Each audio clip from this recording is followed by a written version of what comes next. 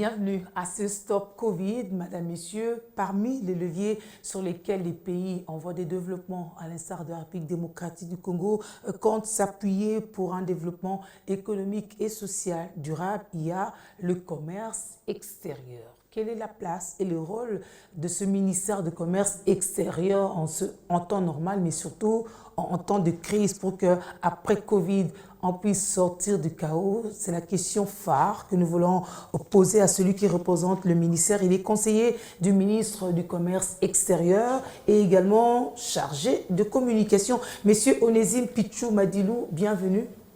Merci beaucoup, Madame Julie. Mais peut-être que pour bien planter le décor, c'est quoi le rôle du commerce extérieur de la RDC? Merci beaucoup, Madame. Le ministère du Commerce extérieur fait partie de ce ministère qui sont dans le secteur qu'on appelle le secteur productif. Le ministère qui travaille pour la production intérieure par rapport à notre économie. Alors, le ministère extérieur, je voudrais donner des définitions que tout le monde peut comprendre.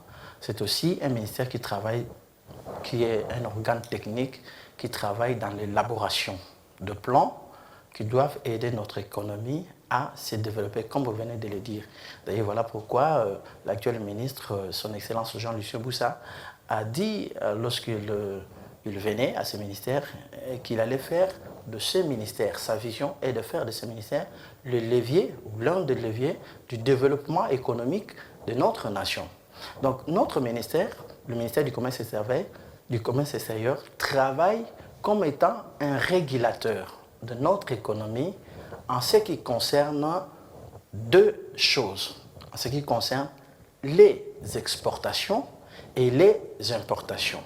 Par les exportations, vous entendez tout ce que nous produisons ici. Et c'est là, que ce soit dans le secteur minier, dans le secteur agricole, que ce soit dans le secteur agro-industriel, artisanal, tout ce que la RDC produit qui peut être utile aux autres pays du monde et tout ce que les autres pays du monde produisent qui peuvent être aussi utiles à notre nation. C'est sur ça donc que notre ministère s'étable. C'est dans l'objectif donc. Dans cet échange entre ce que la RDC produit qui peut être utile à l'extérieur et vice-versa, où en est-on avec l'équilibre de la balance? Oui.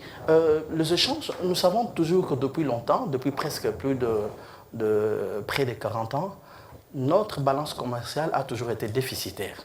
Dans ce sens que la RDC est le seul pays au monde qui consomme ce qui ne produit pas et qui produit ce qui ne consomme pas. C'est-à-dire que toute notre économie est dirigée vers l'extérieur. Donc nous avons une économie, comme on appelle, une économie extravertie. Et sur ça, lorsque le ministre du Commerce extérieur arrive à la tête de ce ministre, son Excellence Jean-Lucien Boussa, il a pris comme mission de travailler pour réduire cette dépendance de l'extérieur, de cette dépendance économique par rapport à l'extérieur. C'est-à-dire réduire tant soit peu les importations et faire en sorte que notre pays puisse produire, et non seulement produire, mais qu'il consomme ce qu'il produit, et aussi que nous puissions être un pays qui exporte plus qu'il importe. Et sur cette phase qu'il travaille depuis qu'il est là. Voilà pourquoi lorsqu'il arrive à la tête de ce ministère, parmi les premières actions qu'il avait prises, c'était de prendre des mesures qu'on appelle des restrictions. Ces mesures de restriction, c'était de limiter les importations par rapport à certains denrées, par rapport à certains produits commerciaux, comme par exemple le ciment, comme le sucre, comme la bière, comme le sucrerie, des choses qui venaient inonder le marché en RDC et en même temps qui mettaient en mal notre économie. Parce que nous avons aussi la mission de protéger notre économie au travers de mesures de restriction que nous prenons. L'objectif ou le but est de protéger l'économie, de protéger les emplois des Congolais, de protéger l'industrie locale. Cette controverse qu'on a du mal à définir, à décliner en RDC, c'est que ce qui est produit localement coûte extrêmement cher par rapport à ce qui vient de l'extérieur, alors que normalement, ça devait être vice-versa. Sans parler des emballages et tout. Justement, on y travaille. Il faut y travailler. Comment faire en sorte que ce que nous produisons localement, pourquoi est-ce que c'est cher? c'est parce que la production n'est pas suffisante. Il n'y a pas une autosuffisance. Donc, il faudrait y travailler. Il faudrait que le gouvernement s'investisse là-dessus pour que nous puissions être à mesure de produire suffisamment. Lorsqu'il y aura une production qui pourra satisfaire d'abord nos besoins en interne, je pense qu'il y aura baisse de prix. Donc c'est vraiment toute une démarche vers laquelle nous sommes en train d'acheminer. Donc, comme je disais, ces mesures de restriction que nous avons prises en premier lieu avaient comme besoin de protéger notre économie et de protéger les industries locales. Et aujourd'hui, Kouilungongo, qui voulait fermer, vous connaissez l'entreprise Kouilungongo, qui était presque au bord de la faillite. Grâce aux mesures de restriction que le ministre avait prises, Kouilungongo existe. Il y a aussi les entrepreneurs qui travaillent dans la production de barres de fer, qui aujourd'hui, lorsqu'on parle du commerce extérieur, ils parlent du commerce extérieur comme étant un sauveteur. Ils parlent des actions que le ministre a menées dans leur secteur. Il est rapporté les saluts parce que le bar de fer qui venait de l'extérieur venait inonder le marché et les entreprises locales ne savaient plus quoi faire. De boissons gazeuses, par exemple, pour parler de ça. Aujourd'hui, toutes les industries locales qui travaillent dans la production de boissons gazeuses respirent aujourd'hui. C'est parce qu'en amont, le ministre du Commerce extérieur avait pris des mesures. Bien sûr que ça n'a pris. Lorsqu'il prend ces mesures, il est devant plusieurs pressions, des pressions qui viennent de toutes parts. Non seulement des pressions, mais aussi il est devant de gens qui lui présentent des enveloppes sous la table pour dire, mais écoutez, laisse passer tel produit, laisse passer ceci, cela. Tu auras, par exemple, de garantie, tu auras $1 million. Mais à cause de l'amour de sa nation, plusieurs fois il a dit non, et ces mesures de restriction, à ces jours, ont apporté des résultats probants. Si vous prenez un sac de ciment, aujourd'hui, qui autrefois avait déjà atteint au-delà de $16, il est resté stable à $9. Même si ce n'est pas ce le sucre, à avoir. Hein? Pardon? Même si on envisage de descendre oui, encore évidemment, sensiblement. on va y travailler, on va y aller progressivement jusqu'à ce qu'on atteindra. Ce n'est pas du jour au lendemain qu'on va parvenir à avoir un sac de ciment à $3 ou $4. Mais c'est ce qu'il faut déjà saluer, ce qui a été fait. Un sac de ciment qui coûtait il y a 3 ans $16. Aujourd'hui, le prix est stable. Que vous êtes à Kinshasa, le sac de ciment coûte $9. Si vous allez à l'intérieur, dans certaines provinces, ça dépend de la distance, il y a des provinces où ça varie à $12, $15. Donc c'est vraiment un prix très stable. C'est quoi votre degré de collaboration avec les autres structures, les agences, tout ça, l'impôt notamment? Parce que le réel problème aussi, c'est qu'il y a la surtaxation qui tue la production. Bon. La surtaxation qui fait la production, je pense que nous sommes là dans une question. Évidemment, ce sont des questions, je ne veux pas entrer trop en profondeur. Mais vous pouvez collaborer. Mais nous collaborons. Le commerce extérieur collabore. Parce que nous sommes un ministère qui travaille dans les frontières. Vous le savez, nous sommes vraiment très installés dans les frontières. Hein, parce que quand on parle de l'import-export, ce sont les portes. Ouais. Nous sommes à toutes les portes, à toutes les frontières de la RDC. Et là-bas, nous ne sommes pas le seul. Nous travaillons avec le ministère des autres régies financières qui peuvent être la DGI, nous travaillons en collaboration avec la DGRA, nous travaillons en collaboration avec tous ceux qui travaillent au niveau de frontières. Qu'est-ce que le ministère du Commerce extérieur envisage pour stopper la crise alimentaire qui pointe à l'horizon ou qui est déjà là? Oui, merci beaucoup. Le ministre du Commerce extérieur, comme je le dis, c'est un ministère très technique.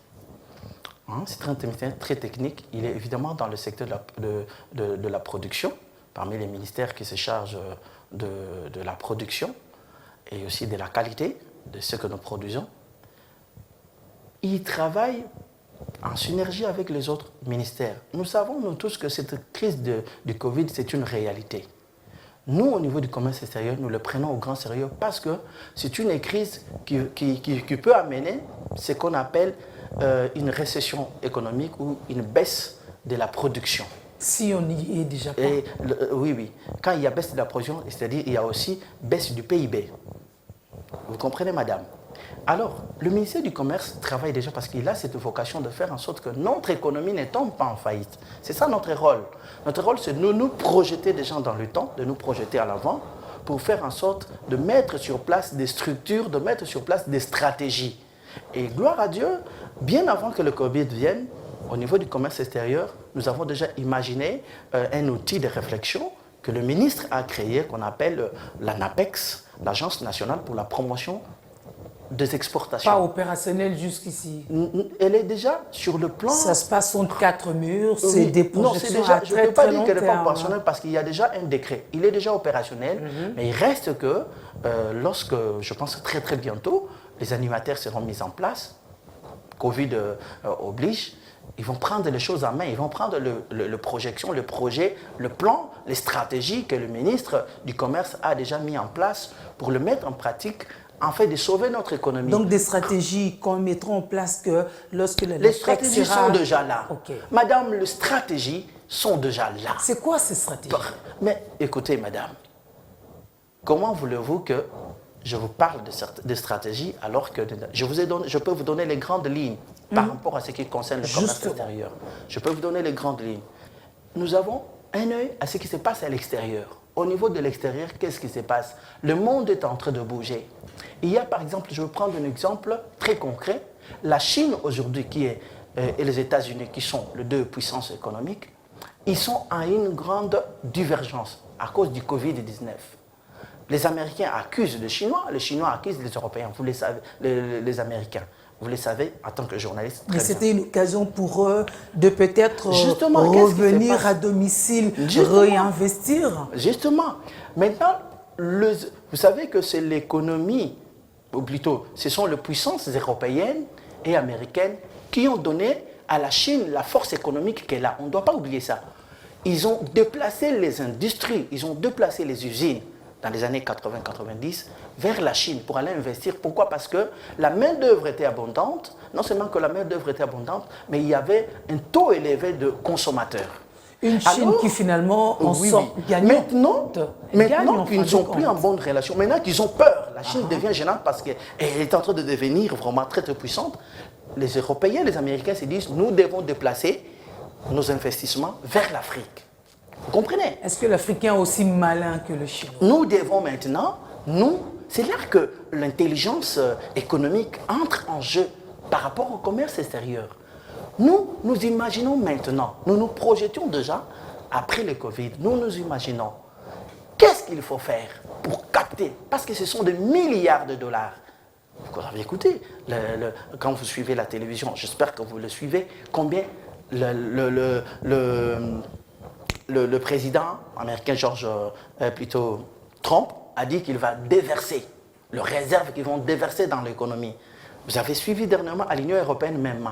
Mais attention, il ne faut pas qu'ils produisent chez eux parce qu'eux, ils sont mieux équipés. Il ne faut pas qu'ils produisent chez eux pour déverser tous les produits en Afrique. Comme toujours. Il y a ceci. C'est là que nous, pour que leurs industries fonctionnent, si on peut apprendre dans cette phase, malheureusement, je n'ai pas fini mon idée, qui était de te faire comprendre que c'est maintenant là que le commerce extérieur, au travers d'une structure qui est déjà en place, la NAPEX, nous étudions déjà ce marché pour dire bientôt la Chine aura besoin, par exemple, de ceci ou cela. Bientôt les États-Unis, avec la crise, ils vont se retrouver avec un besoin élevé de ceci ou cela. Bientôt tel pays. Au niveau du commerce, nous étudions déjà toutes les économies du monde.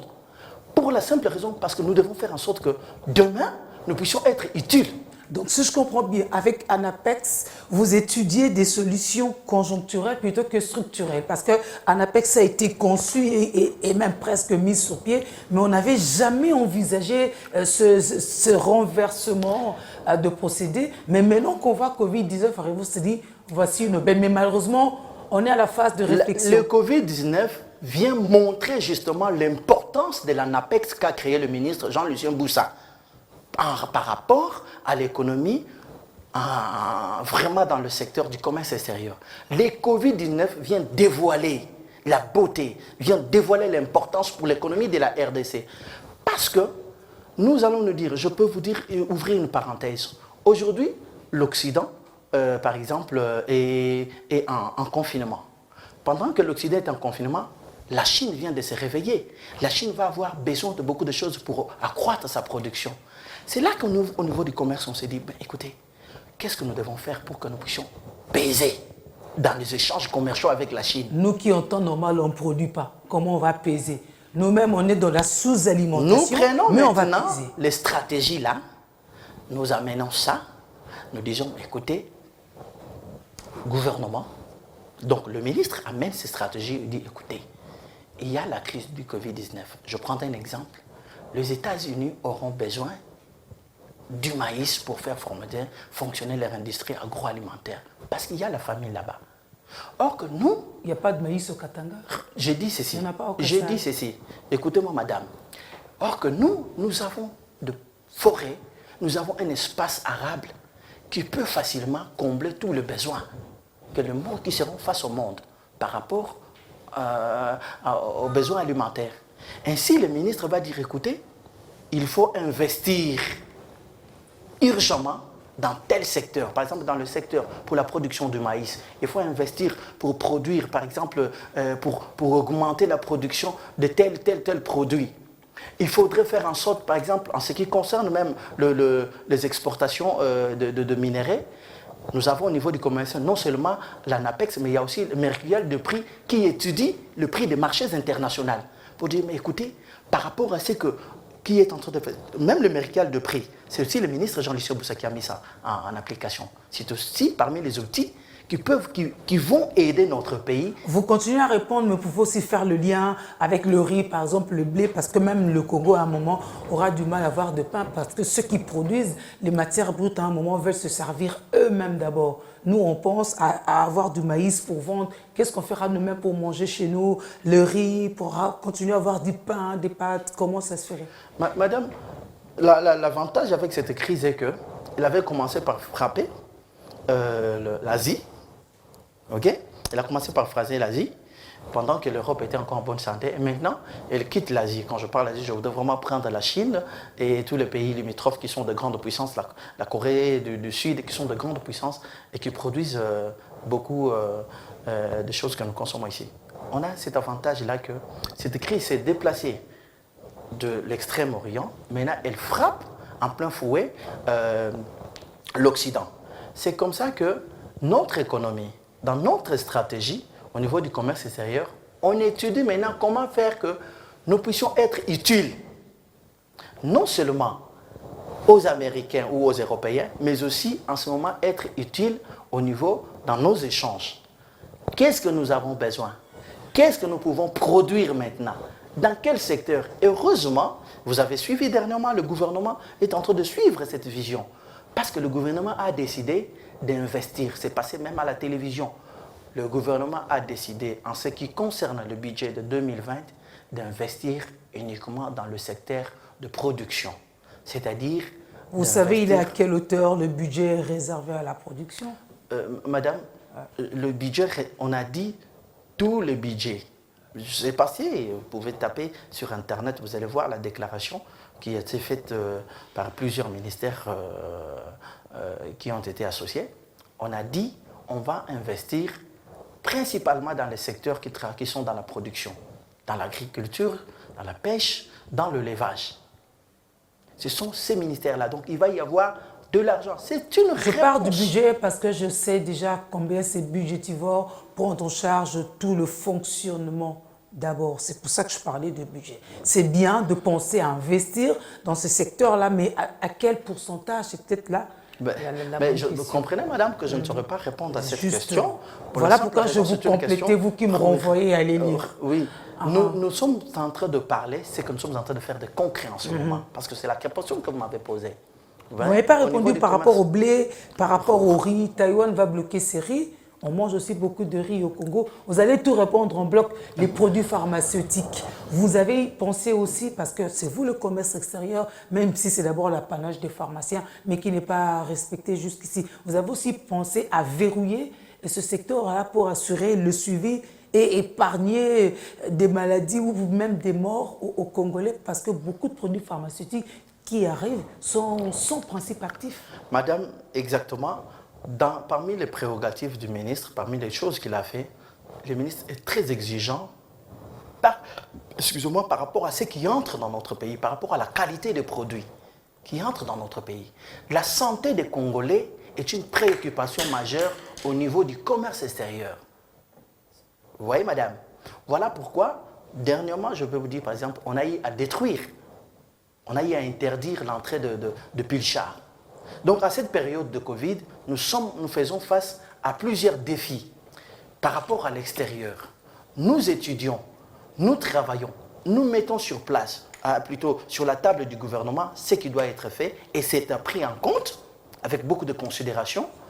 Nous travaillons pour faire en sorte que notre pays ne puisse pas manquer, parce que c'est ça notre mission. Notre pays ne puisse pas tomber en faillite par rapport à son économie. Faire en sorte qu'après le Covid, non seulement que notre pays ne tombe pas en faillite, mais que notre économie en sorte gagnant.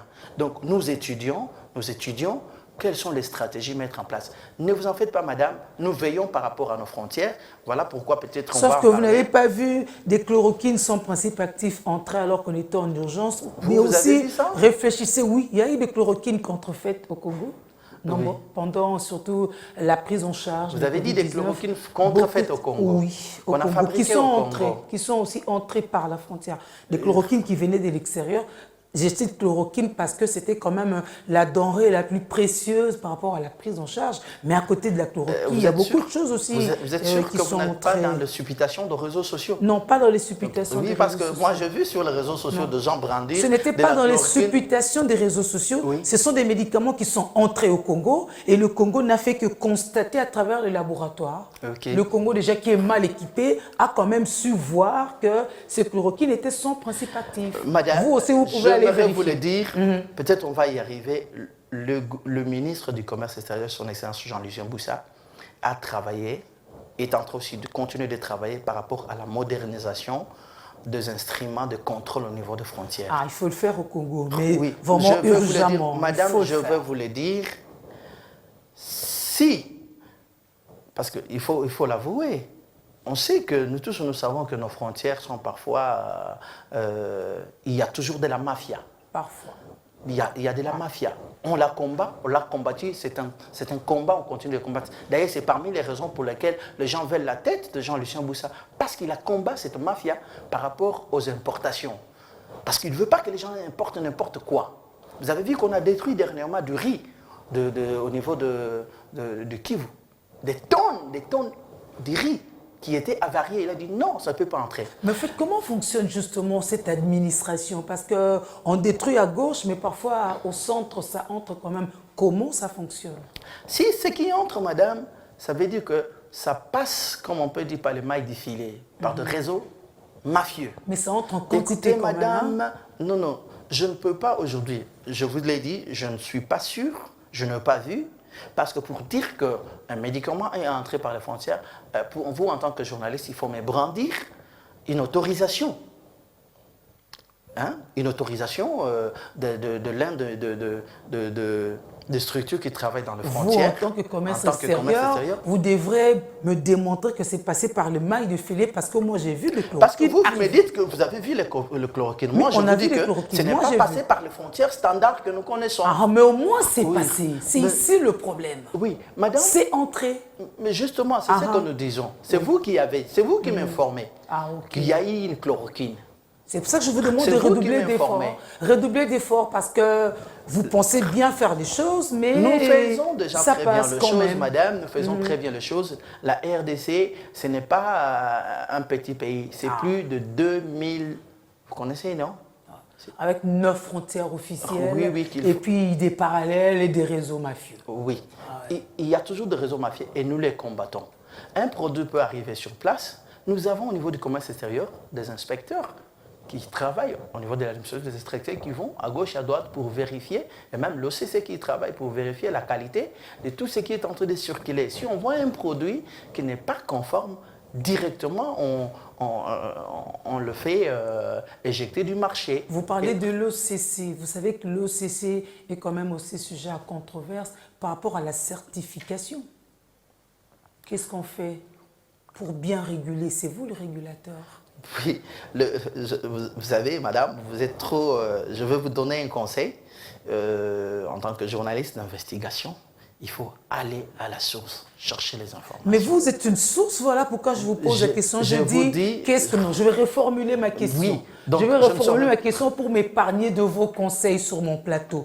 Je pose une question. Je dis, l'OCC est quand même pointé du doigt maintes fois par rapport aux produits qui passent et tout, même si de temps à autre, c'est le même OCC qui poursuit pour dire ça s'est passé, ce n'est pas conforme, n'est-ce pas? Alors, pour épargner ce problème, comment vous faites pour mieux réguler? Merci beaucoup, madame. Excusez-moi, sur votre plateau, je ne saurais pas répondre aux ondits. Je ne saurais pas vraiment, je mets vraiment. Alors, dites-moi ce que vous savez de l'OCC, comment vous organisez? Madame, j'aimerais d'abord y arriver. Il faut parler, parce que quand on parle de l'OCC, il faut rentrer à la genèse. Par rapport au temps où nous sommes arrivés. Quand le ministre Boussa arrive au commerce extérieur, l'OCC était parmi les entreprises qu'on traitait de canards boiteux. C'est pas la spéculation. Vous me refusez ça. Canard boiteux, il y avait des éléments qui démontraient? Oui, à tout moment, il y avait des grèves à l'OCC. Et non seulement ça, peut-être c'est à cause de ça que la thèse est restée, qu'il y a de la mafia. Par rapport à ça que la thèse est restée. Parce qu'en ces temps-là, les agents de l'OCC acquisaient 8 mois de salaire, d'arriéré salarial. Donc, imaginez quelqu'un qui quitte sa maison. C'est pour ça que c'était un canard boiteux, qu'on pouvait laisser à tout moment, des choses. Maintenant qu'ils sont bien payés, c'est bon. Oui. Et le ministre, quand il arrive au commerce extérieur, la première chose qu'il a fait, ensemble avec l'administration conduite par le DG Edissassi, que je salue au passage, que j'encourage parce qu'ils font beaucoup de travail, le ministre va ordonner à ce qu'on puisse épurer toutes les dettes. Et tous les agents, les 8 mois d'arrière-salaire qu'il y avait, il n'y en avait plus. Jusqu'à aujourd'hui, d'ailleurs, la preuve en est qu'il n'y a plus de grève au niveau de l'OCC. Et non seulement cet aspect, le ministre va ordonner, parce qu'il y avait encore au niveau de l'OCC un surpeuplement, il y avait un pléthorique de agents, parce que plusieurs qui étaient déjà à l'âge d'aller à la retraite, il n'y avait pas de l'argent pour le payer. Le ministre va ordonner à ceux qu'on puisse prendre un crédit de 5 millions de dollars. Ça a été fait, et on a pu épurer. Donc on a fait partir beaucoup d'argent. Ça a désengorgé l'administration de l'OCC, et ça fait en sorte que le travail revienne. Et non seulement ça, le ministre avec la Banque mondiale va obtenir un financement de 34 millions qui a permis à améliorer la structure des contrôles au niveau de commerce, au niveau de frontières, des structures de contrôle au niveau de commerce, de frontières. Donc aujourd'hui, l'OCC dispose du matériel dernière génération en ce qui concerne. Et il y en a, on a déjà mis ça à Bunagana, on a mis ça à Nkindi, on va mettre ça au niveau de Goma, ainsi que dans toutes les frontières. Donc on va mettre du matériel modernisé qui aide à filtrer ce qui entre. Donc actuellement, il n'y a plus ces problèmes à l'OCC, grâce évidemment à la vision de son excellence. C'est le même traitement de choc que vous réservez à la FIKIN? Oui. Le traitement de choc, la FIKIN l'a déjà eu, pour la simple raison que, grâce évidemment à cette vision, qui est de faire du commerce extérieur l'un des deviers du développement économique de notre nation, que conduit son excellence Jean-Michel Boussa, la FIKIN, depuis sa création, tous les agents de la FIKIN n'avaient jamais été payés par le trésor public. Ok, vous avez payé tout ça, vous avez chassé les gens qui allaient prier et pleurer les morts. Qu'est-ce que vous faites maintenant? Actuellement, le projet de la modernisation de la FIKIN que son excellence Jean-Michel Boussa a présenté a été adopté.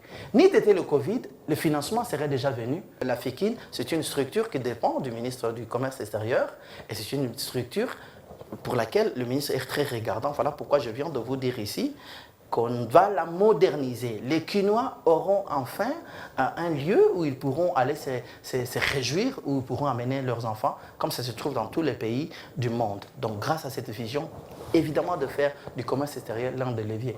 Donc, non seulement ça, les agents, je viens de les dire ici, aujourd'hui, tous les agents qui autrefois vivaient de Ngandaou, de Kouzo qu'il y avait, chacun a un salaire, un très bon salaire. Donc voilà, parce que quand on parle de la FIKIN, vous avez posé une question par rapport à l'administration. Peut-être vous avez posé une question. Oui, je crois que vous avez répondu à ça. Alors ma dernière question, c'est bien de nous étaler des théories et tout, mais vous savez, le peuple congolais qui attend de voir son assiette garnie, s'il voit le contraire, eh bien pour lui, rien n'est fait, n'est-ce pas? Vous le lui concédez à ce peuple meurtri, n'est-ce pas? Alors, qu'est-ce que le peuple retient du commerce extérieur en ce moment de crise et d'après-crise? Merci beaucoup. Le peuple doit retenir que le ministre du Commerce extérieur en cette période de crise, par rapport aux attributions qui s'en tiennent, il est en train de travailler. Il a mis en place des stratégies dans l'objectif de faire en sorte que notre économie ne puisse pas subir, vraiment ne puisse pas, puisse amortir les chocs, si je peux dire ainsi. Et toutes ces stratégies, comme je l'ai dit, dont certains, je n'ai pas reçu l'autorisation de commencer à les dévoiler parce que ce sont des choses qui ont été déjà présentées au niveau des autorités compétentes. Donc je ne peux pas commencer, mais que les populations soient très calmes et soient confiantes en ce qui concerne notre secteur. Calme, mais évidemment, calme nous travaillons à long terme, à très long terme, à moyen, à court terme. Oui, c'est comme je vais dire, parce que lorsque nous entrons dans cette réponse du Covid, nous tombons directement dans un outil, des stratégies de réflexion que nous avons qui s'appelle l'ANAPEX, dont je vous ai parlé. Hein, l'ANAPEX qui a été créé. Parce que c'est ça, pour nous, c'est ça l'ordinateur, si tu veux, qui est en train aujourd'hui de centraliser, d'étudier qu'est-ce qu'on doit faire pour que la RDC ne puisse pas tomber en faillite après la crise sur le plan économique, évidemment. Donc, voilà pourquoi nous travaillons en synergie avec les autres ministères. Parce qu'étant une structure ou un ministère technique, les idées que le ministre peut avoir par rapport au développement dans tel secteur, eh bien, il les soumet au Conseil des ministres. Et vraiment, je vous dis que notre gouvernement, la population doit être calme. Notre gouvernement est en train de travailler pour faire en sorte qu'on puisse répondre à toutes les questions, pour faire en sorte que cette crise du Covid, on ne puisse pas vraiment la subir. Voilà. Et c'est votre mot de la fin, on vous souhaite bonne chance. On attend de voir les réalisations. Madame, Monsieur, c'est ici qu'on marque un stop à ce stop Covid. N'oubliez pas de prendre soin de vous. À très vite.